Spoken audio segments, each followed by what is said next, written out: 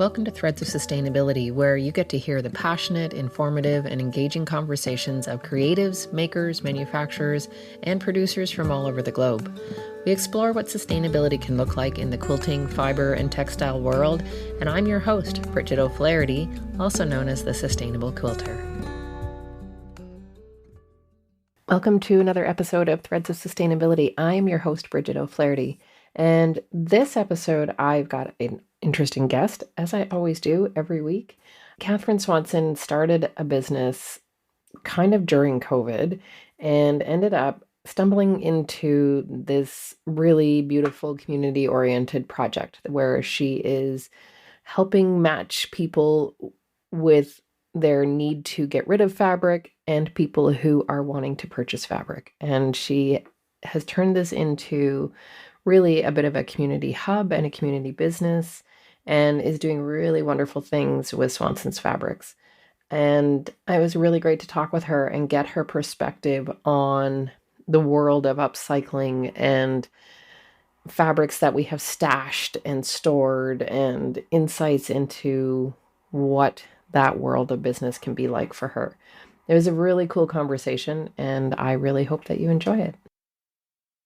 Welcome to Threads of Sustainability, Kathryn. It's really nice to have you here. I'm excited to have a conversation with you. I've been wanting to talk to you for ages. Thank you. I'm honored to be here. So I found you online because you're doing some really cool things with Swanson Fabrics. Swanson Fabrics, right? Swanson's Fabrics. It's possessive and plural. Swanson's Fabrics. Okay. So you're doing stuff online. I found you on Instagram doing some really great things around upcycling and repurposing materials and community. And so it seemed like a really good fit and a really good, interesting conversation to have.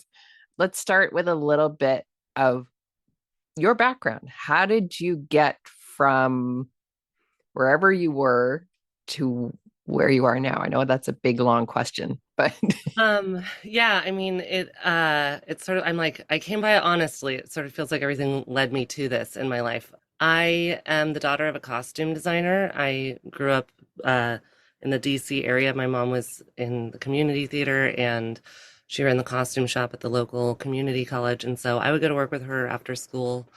And I grew up in the theater seats and picking up scraps of fabric off the floor. Nice. And then I came to New England for college, and I worked in the theater myself as a props artisan. So I was in charge of everything on stage that was fabric, that was not costumes. So you've just been enveloped by fabric your whole life. Yeah. Yeah. Yeah, absolutely.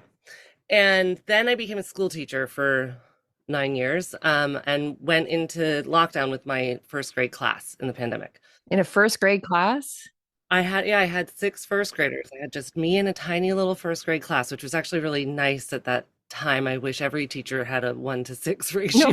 No kidding. That's really rare. Where do you teach? At the center school here in Greenfield, Massachusetts. It was a progressive little private school. I taught from kindergarten to 5th grade, all ages.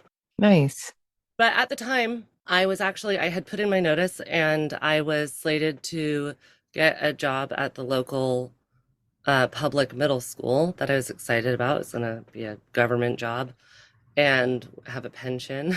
And it was to teach sewing. Nice. Their home ec program didn't even involve cooking, which I thought was fantastic.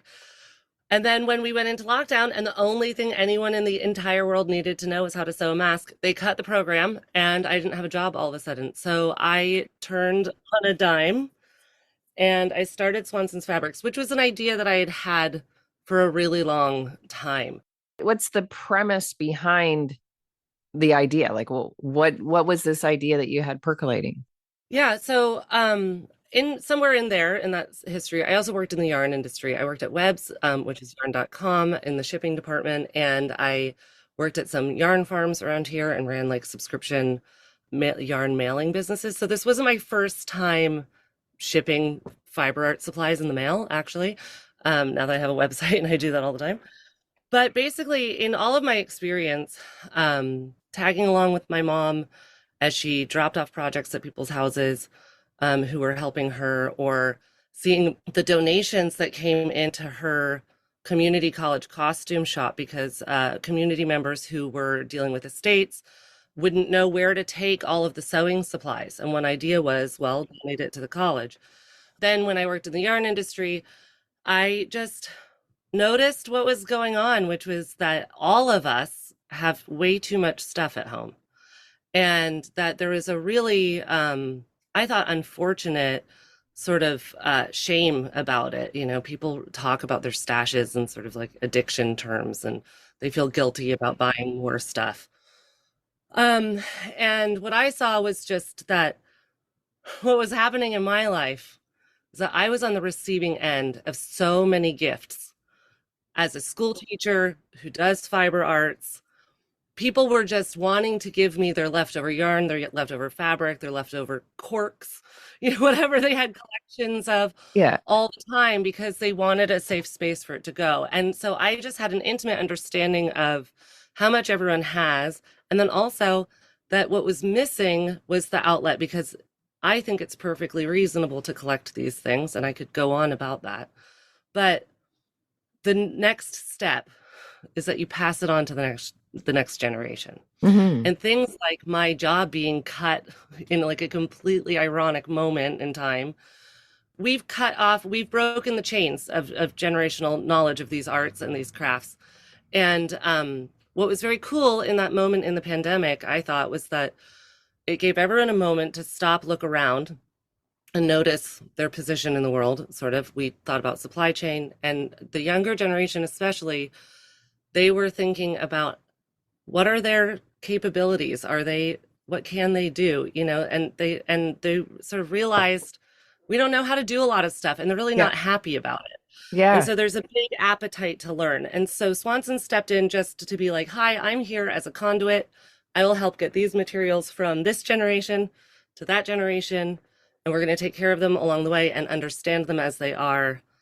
And we're just like a much better alternative to the Salvation Army, for your most precious, beloved stash items. So, And you're really focusing just on the craft and textile piece, right? Like you're not taking clothing and are you doing that as well, or is it just the raw materials?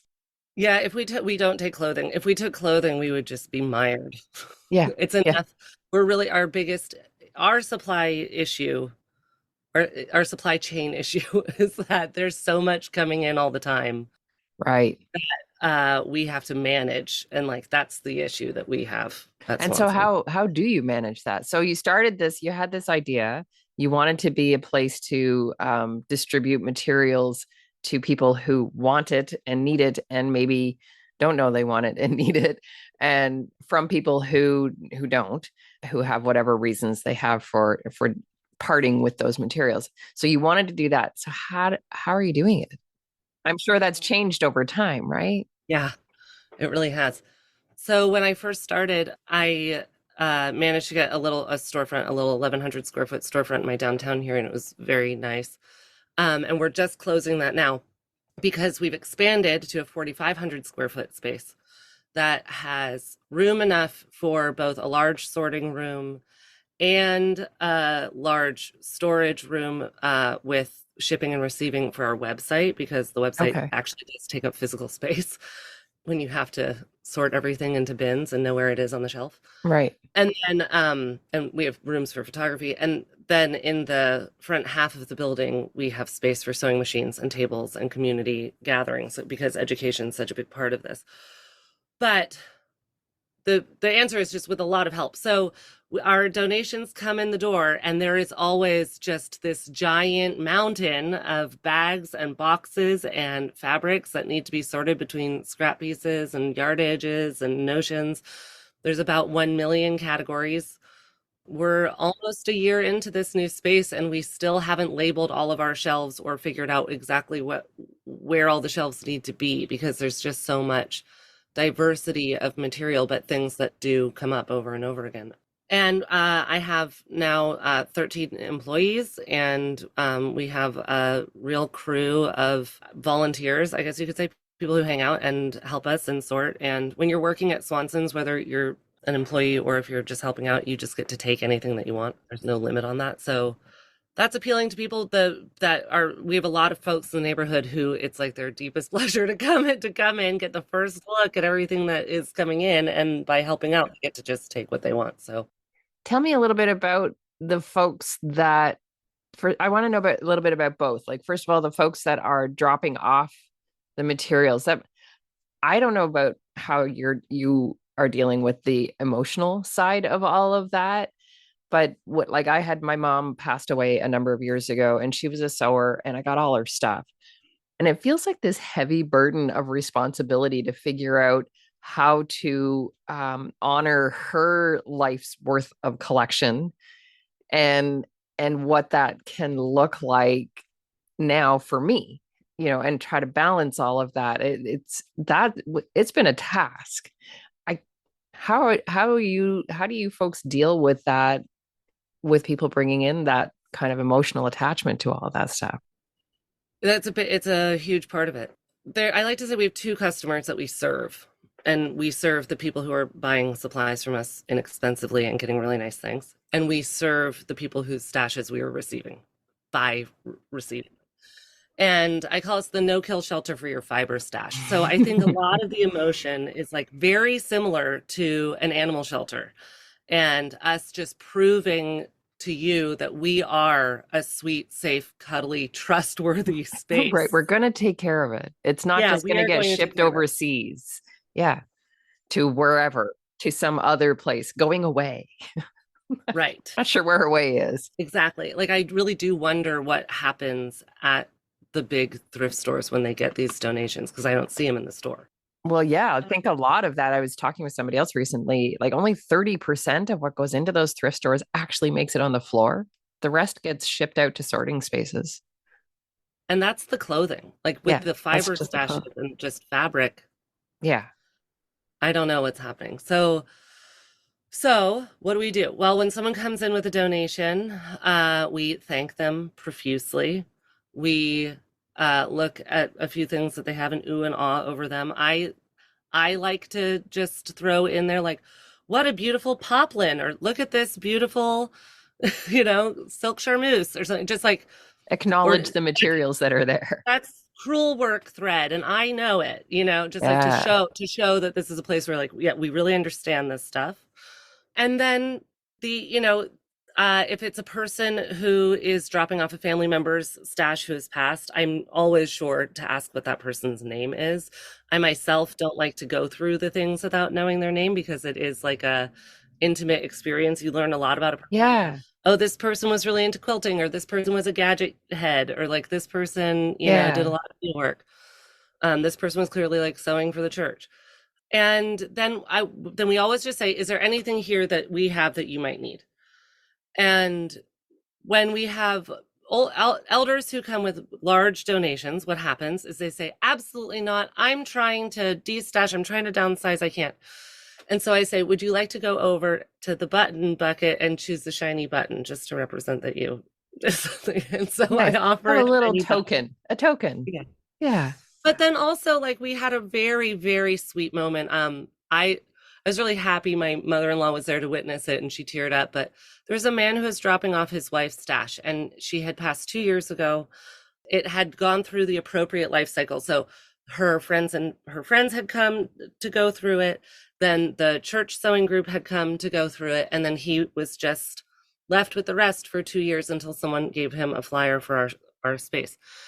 And he brought it in. And I said, is there anything we have that you might need? And he had the look of someone who, wasn't able to see the forest for the trees in the room. He was like, Sure. I'm in a foreign kind of space. I don't even know what this stuff is. Yeah.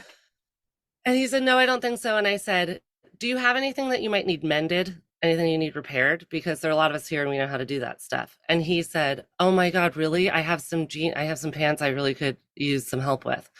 I said, absolutely, bring him by. Because, I figured the one thing he didn't have actually was his sewist, Right. would Right. have mended his pants for him. Right. So he said, it's only 26 miles. I'll be back. And then that evening when he got home, he wrote an email and just said, I just want to tell you how wonderful that was, and bringing it to you just felt like the right thing to do. And thank you so much. So I got that goosebumps was a from that. really, Oh my God. yeah, Yeah. that was like not atypical, but also just like it was Yeah. very perfect. Yeah. Yeah. Very connected moment. Very Yeah. connected. So I've been thinking a lot about this kind of stuff lately. I've been going through my own things and just thinking about how important human connection is in our transactions. You know, our lives are we have transactions every day, but we forget about the human connection behind those transactions. And there's always a human connection. Yeah. And that's this whole world, we just really we acknowledge that. So I like to say that I think that capitalism has always it's never made sense with textiles. No. Once money is involved, the whole system kind of breaks down. Someone is being exploited somewhere, or Yeah. and so this business, we try to just remove money kind of from the equation as much as possible. Yeah. You still need to keep the lights on, but We still keep the lights on. And we've been really fortunate with both the generosity of people giving us things for free without money, and then also the appetite that we found for that people really want access to these things. So all of the fabric in this is $5 a yard. We don't discriminate based on fiber content. We don't, because okay. first of all, I can't guarantee what any fiber content is in Sure. anything. I'm really good at it. We burn test when we need to, but we can't tell you everything. And also, the idea is that the value in the fabric then is what it's capable of and what you're going to do with it. And so that really helps also with that exchange of people giving us things, because where our value is that the most important thing is that we get this fabric to a person who is going to use it for its intended purpose, Right. who wants it and is going to care for it well. And even if what they do is they put it on the shelf for 10 years, 15 years, and then give it to the next guy, none of this stuff will be this good ever again. So that is a perfectly reasonable thing to do. Hold on to it for the next generation.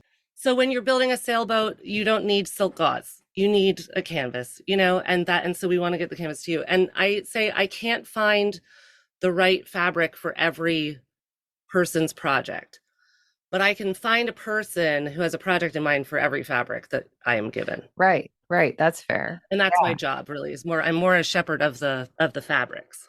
Right. Right. You're trying to just match up the people with the fabric. Yeah. Yeah. You're a matchmaker is really what you are. Yeah, it's like a shelter. Yeah. It's like Yeah. I'm finding good homes. We decide when we get a stash in, oh, these need to stay together as a family. We can't break up these siblings, and like, Right. I love that. I love yeah. that. And so tell me a bit about the folks that work with you. Who wants to work there? Who's doing that? Well, I have some former students who work for me, which is like Oh, a nice. teacher's like biggest, ego boost possible. Right. All boys, which is also really cool. That is really cool. So, who are the people? Well, they're friends from town. What happens is that people come in the shop and they start wanting to hang out and wanting to help out. And one of what I think is one of my talents that I learned in my teaching is just being able to sit back and observe what people seem to be really into doing and what they're good at, and then give them those jobs.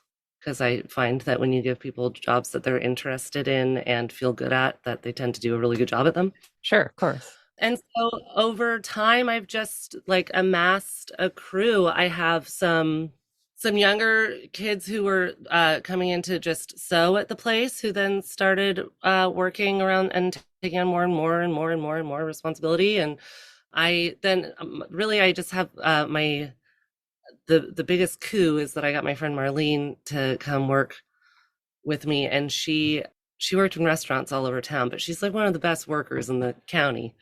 And she has since like hired people, and I don't know, it's been great. I have Adina. Adina is also like the kingpin. So I am admittedly just like an ADHD disorganized ideas guy. I have all Right. the big ideas, and then it's hard for me to not hard for me to keep things sorted for myself, but I think it's a little hard for other people to To work follow your path. alongside. Yeah, I get that. And what I am smart enough to know is what I'm not good at. So I have a Dina who I made one TikTok saying I'm having a little trouble with my emails.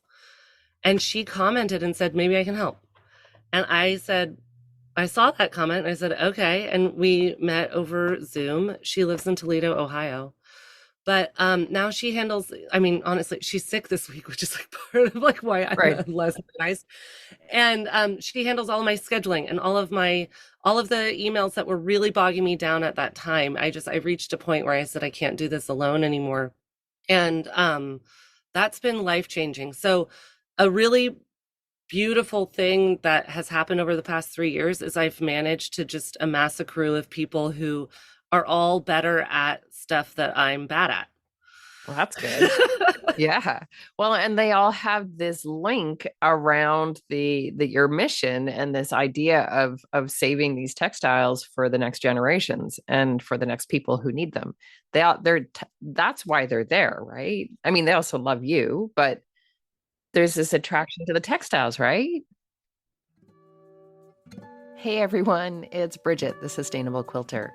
I wanted to let you know about the Green Stitchers Hive. It's our brand new online community. It's a welcoming space where we can connect, share knowledge and resources, and support each other in our journey towards sustainable textile practices, whatever that means to you: quilting, weaving, knitting, felting, anything. Inside the Hive, we have workshops, monthly challenges, live Q&A sessions, live lectures with guest speakers, and opportunities to connect with other like-minded people.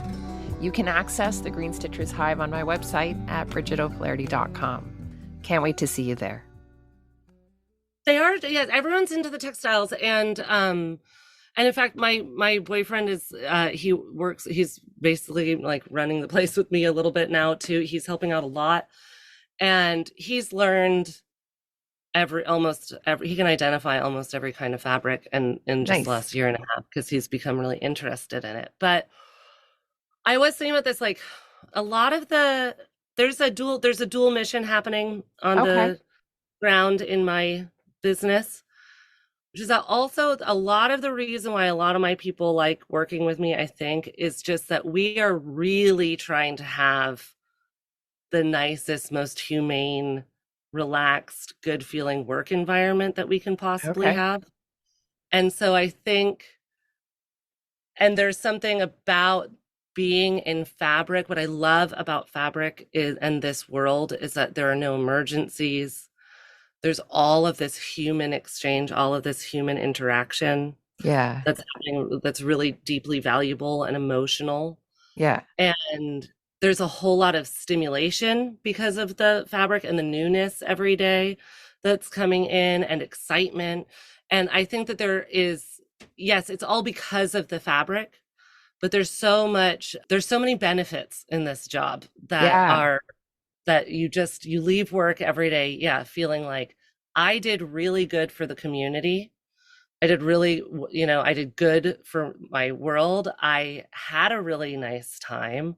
There were no emergencies whatsoever. It's not because anyone's in pain and needs fixing. Right. And yet it's all just like really deeply meaningful and important and good. So it's Right. just like a very positive world to Yeah. So you're not putting out communicate it. fires constantly. You're bringing in this positive exchange that's happening instead. Yeah, you're just sharing stories that you're like, I have to tell you this amazing coincidence that happened. And we're always like, is it a coincidence? Like, something Nice. about the ghosts in these walls or something are really friendly. We have really amazing coincidences all the time. Like Nice. it's Do you a have an very example of strange one? day. Well, I mean, so many. It'll just happen all the time that something strange will walk in the door and then someone will come in the next day and they're like, I'm looking for this one really weird thing. We're like, oh, Right, right. Actually, I that's have that why. right here. It just Yeah, came yesterday waiting for you. yeah. Yeah. My earliest experience of it, I was just a couple months in with the shop and rent was due the next day and I needed like $250 And then a woman came in and said, "Hi, do you have any golden thimbles? My grandmother had a golden thimble and we've lost it and we just want a new one." So golden thimble, what I like gold? And she was like, "Yeah, like real gold." I said, "I didn't even know that's a thing, but there's one golden colored, goldish thimble in that I just yesterday put into that sewing kit over there." She pulled it out and we looked underneath and it said 24K on it. Wow. And I said, "Oh my God." And then I held it and I was like, "I don't know what to do with this. I don't know what to charge you." Like everything in the room is at the time $4 a yard. And like I was charging $1 a powder. And I was like, "I don't know what to charge for this thimble." And so she took it down the street to a pawn shop and had it appraised. And she Okay. came back and she said, "He offered me $250. So I'm just going to give you $250." Amazing. And I said, "Thank you." And that was my rent. There was And your rent. I was like, it was too miraculous. It was too weird. Yeah. I think that's when you know you're doing the right thing, right? When that kind of stuff Yeah. happens. It's like, okay, this is where I need to be. Yeah, I'm Yeah. doing the right thing. It Yeah. felt very, I mean, it got me through to the next month, it Yeah. put me right where I knew, it kept me where I was. And so that was really, so things like that happen. Yeah. That's awesome. I like that. So tell me a little bit about Belinda. Oh, Belinda's wonderful. Belinda, this is part of how it all feels so kismet. I met Belinda, I started messaging with her in January of 2020. And I was visiting a friend in New York. I was braiding rugs, and the rugs that I braid, I use like synthetics and polyesters, and they take a lot of yardage.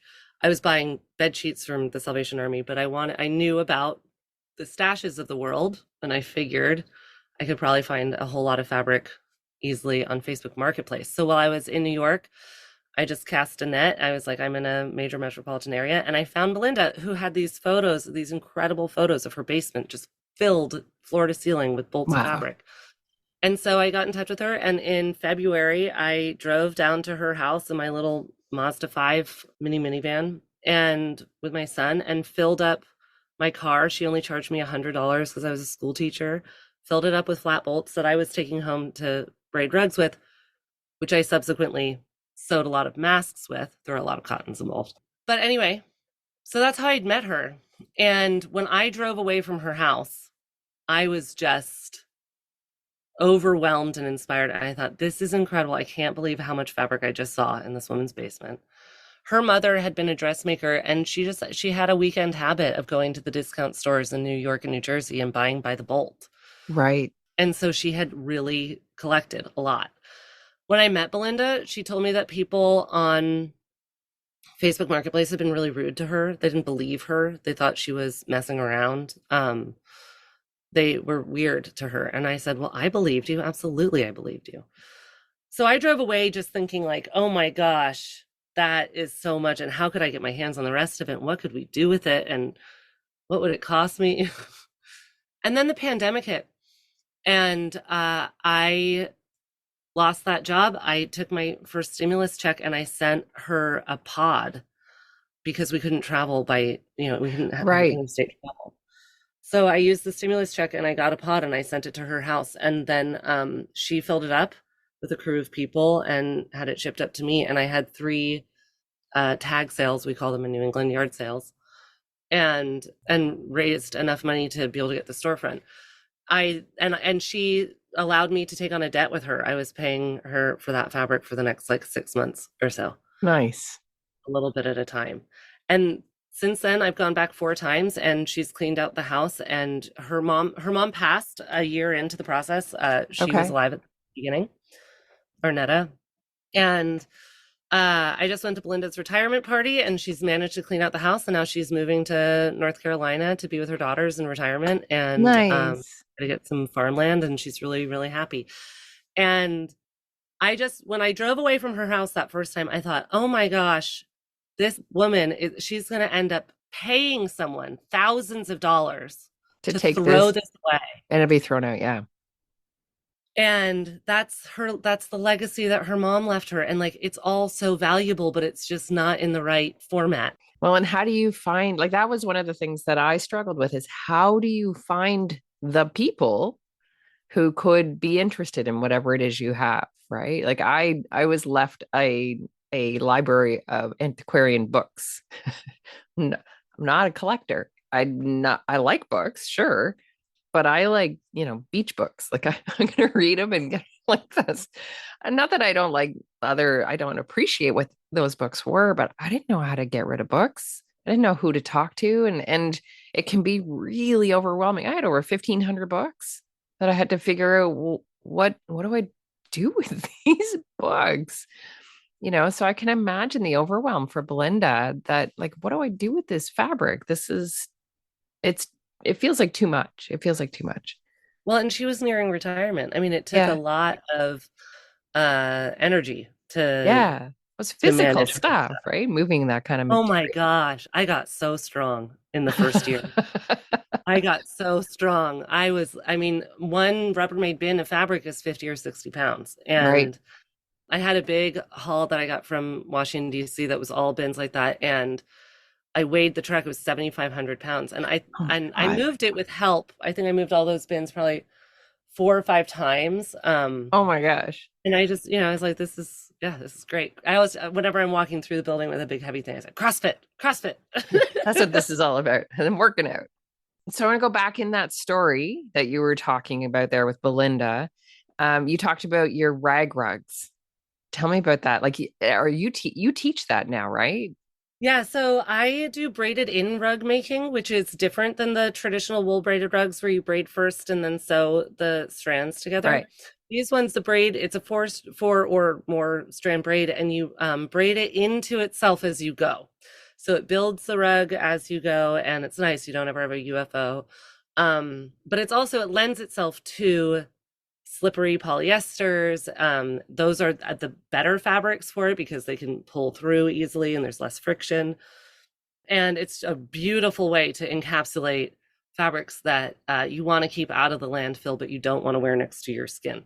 Yeah, And I love that. You talked to me about that before, and it was like an aha moment for me. I went, "Oh my God, that's a really great place to put the polyesters we don't want in yeah, our landfills." And like you said, we don't want to be wearing them necessarily, but what do we do with yeah, them? Because they're plastics and we have them. So what do we do? And I just right. love that idea. And I've actually started amassing a stash for doing my own braided rug, which I haven't started Oh, yet. It's going to good, be my winter project. good. Yeah, that's great. I mean, it really is important. My sort of value system of which fabrics are best to use has changed in this business. If I find a project that makes really good use of synthetics, I'm always more impressed by that than a project that like makes really good use of linen, you know? Right, right. Right. We love Um, linen because it's a natural yeah. material and it's a very sustainably processed material compared to a lot of the other materials we have out there. But like you say, we have so much polyester on this planet. What are we doing with it? Right. Yeah. And these rugs are great. So my cousin taught me how to do this. She picked it up at Rag Finery in Bellingham, Washington, Nice. in a workshop there. And so about 6 years ago, she taught me how to do it. And it really captivated me as a practice. It replaced knitting in my life. It has a very similar rhythm and sort of like, the tedium of it all, but it's more laid back. Okay. They're not ever following a pattern. You don't really have to Um, count your stitches or anything. you don't count stitches at all, actually. The Okay, entire cool. thing is done on, as I say, vibe. So you're just always making the decision in the moment if you're going to add a stitch or not.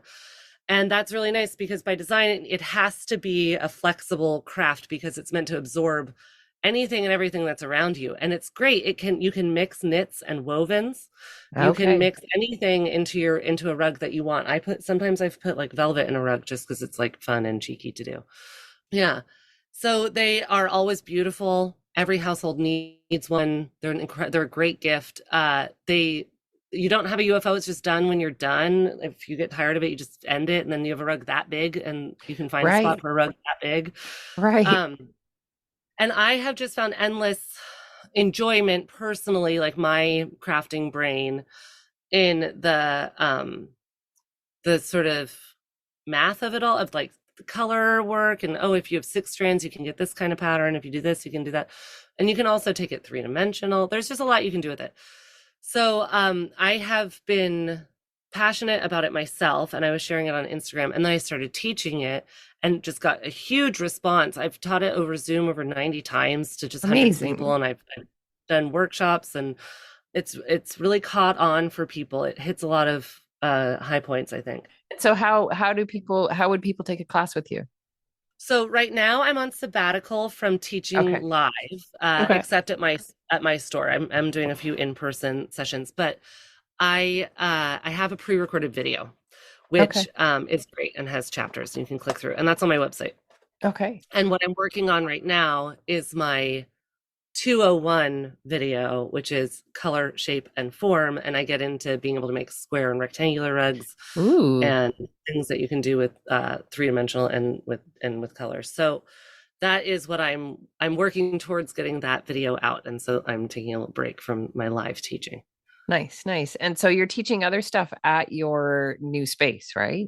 Not me personally, but we have teachers who Okay. are teaching, and one of the coolest classes we have is by our sewing machine repairman, Oh, and it's cool. called "You and Your Sewing Machine: A More Perfect Union." Oh, nice. I like that. People are afraid of their sewing machines, right? They're really afraid of them. People are Mm. generally like they're afraid to do things to them. Yeah, and I think it doesn't take much. Like this, that's why this class is so great, because Yeah. it's like a 4 hour class. You never even sew really. But it's Carl just taking you through everything your machine can do and what's what. And I think once you understand, like, oh, this is the thread uptake lever and this is what it's doing, Yeah. then it's easier to remember to leave it up at the end so it doesn't unthread your needle the next time, Right. things like Well, and I mean I teach thread painting, so I teach a very different that. Oh, thing. But when I get into thread painting, it's all free motion work. And sometimes you have to adjust your tension. And so many people go, oh, I never touch my tension. It's like, well, you have to. You have to be able to get comfortable adjusting your tension so that you can sew properly for the different yeah. projects you're working on. But so many Yeah. people are afraid of their machines. Yeah. Basically everyone's a beginner. Yeah. Yeah, it's true. It's true. Yeah. So, but then we have like a rotating pants and then shirts and then pants and then shirts, and it's So they're just whatever. making pants and shirts? Yeah, yeah, Oh, and whatever. cool. And Elsa, who's our like head of teaching, she has patterns and booklets and things that she's developing. So she's sort of it's like our schoolish space. I'm an old teacher, but I don't want to make a school, I tell you what. But our teaching space is sort of a laboratory at this moment. We're like really trying to figure out how it's going to work. And Elsa has been developing some very cool stuff. But so it's but it's the kind of thing where she just says, the theme of today is pants. This is my super super simple pattern for beginners, but you could come in with any level of pants that you want to sew, and Right. we're all here Right, right. to put it together. Yeah. Cool. And so those are all in-person classes. There's not Mhm. online. You don't have online for those. No, not for those. Online we have I don't know if we have anything running right now, but we have had, oh no, we do. We have a messenger bag class with Okay. a woman named Tria who's in San Francisco. And then very soon we're starting to develop more and more online programming and stuff. And I have a really exciting person in Maryland who is going to lead like an ambitious projects group, which Nice. is exciting. Yeah. And I hope we get to see some really cool things coming out of that. That's very exciting. Very exciting. So you're moving away from the retail store, but do you still have the opportunity for people to go into this new space physically, or is it all just going to be online sales?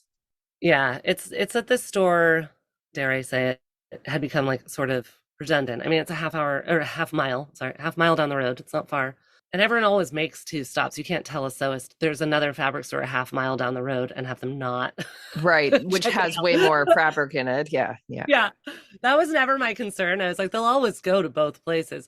But just as far as our energy and efforts, because you can shop the stash, the new space is called the Stash House. And I like to say the Okay. front part is the house where we sew, and the back half is the stash.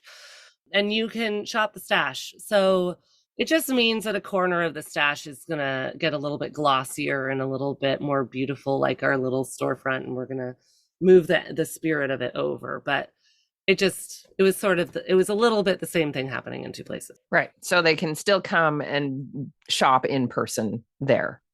Okay. Yeah. And you can buy online. Yeah. Okay. And you do auctions too, right?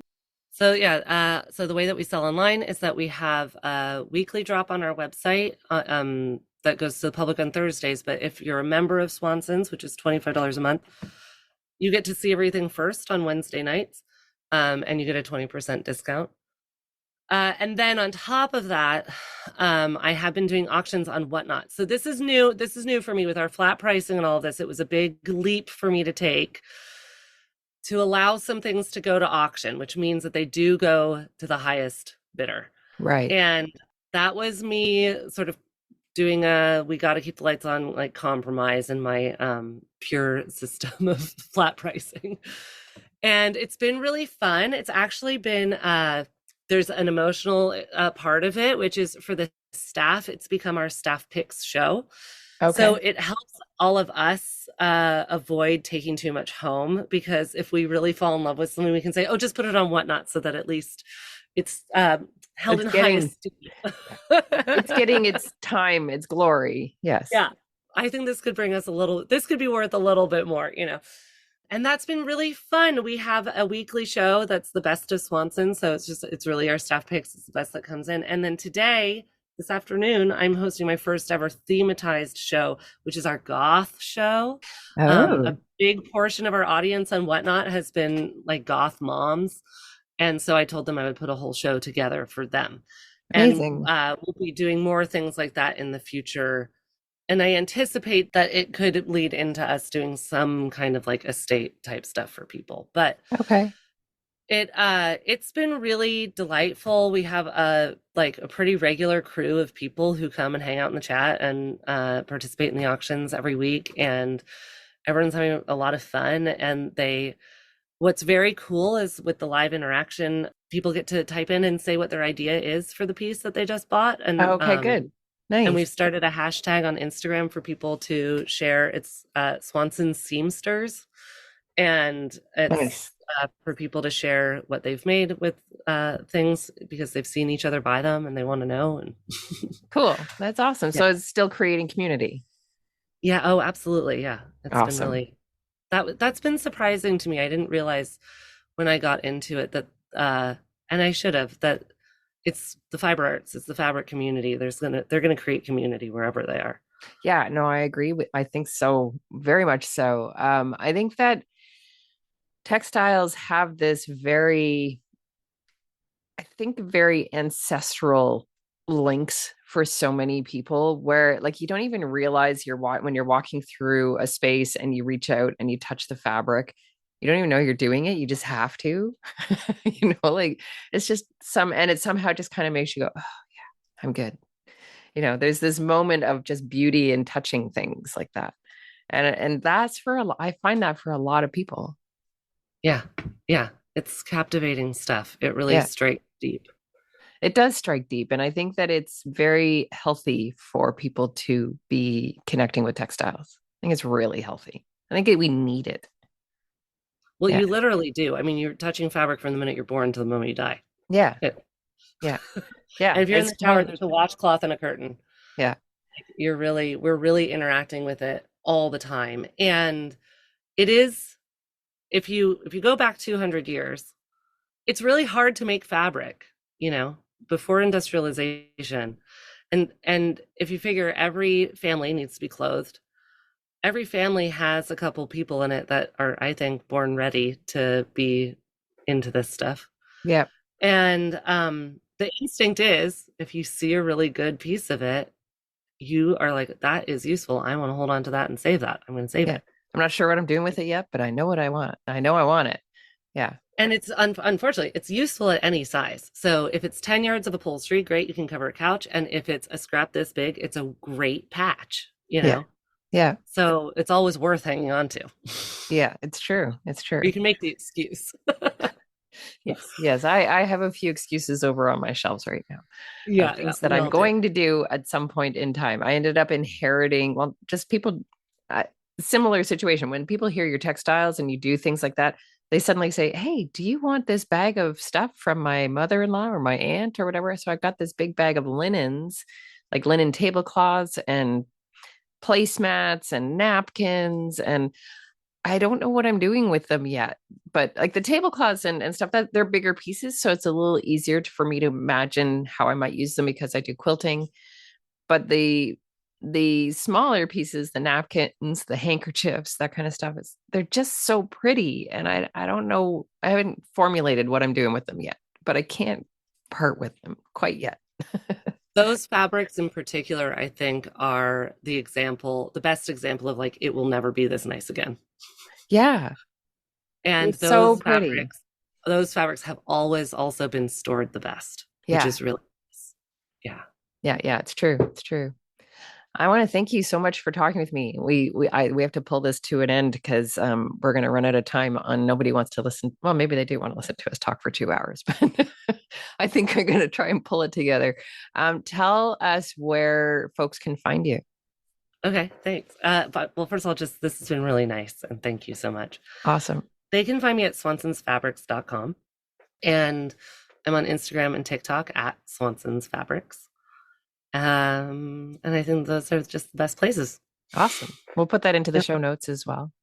Thank you so much for your time, for being here. I know that you've got a lot going on, so I appreciate you taking the time out of your day to chat with us and give us just this glimpse into, I don't know, just a different way of approaching materials and the materials we already have and honoring all of the parts of that. I think it's really good for people to hear that that's going on in the world. Thanks. Yeah, it's my absolute pleasure to be doing it. One of the things I really love about this project, about talking with Kathryn about her business, is really how really steeped in community her project and her work, her business is. And, when we talk about sustainability, we have those three pillars, right? There is the people, profit, planet, or the community, the benefits, and the materials environment. That's the way that I like to think about those things. And the community piece, the people piece, is so, so important for sustainability in any endeavor that we move through.